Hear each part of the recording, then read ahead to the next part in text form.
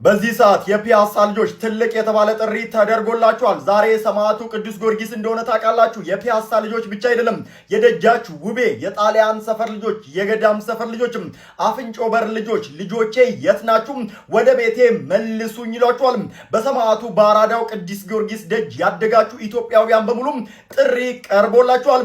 ገባሬ ተአምረ ኮከብ ክብረ የኢትዮጵያ ገብዝ ቅዱስ ጊዮርጊስ ልጆቼ የት ናችሁ ሲል ከግንቦት 28 እስከ 30 ከምሽቱ 12 ሰዓት ጀምሮ ታላቅ የተባለ ዓለም አቀፍ ገቢ ማሰባሰቢያ ይደረጋል።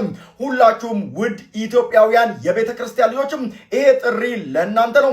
ቤተክርስቲያኑ ከ100 ዓመት በላይ ኢትዮጵያውያንን አገልግሏል። አሁን ላይ ታዲያ እድሳት እየተደረገለት የሚገኝ ሲሆን የሁላችንም ርብርብ እየጠየቀ ይገኛል።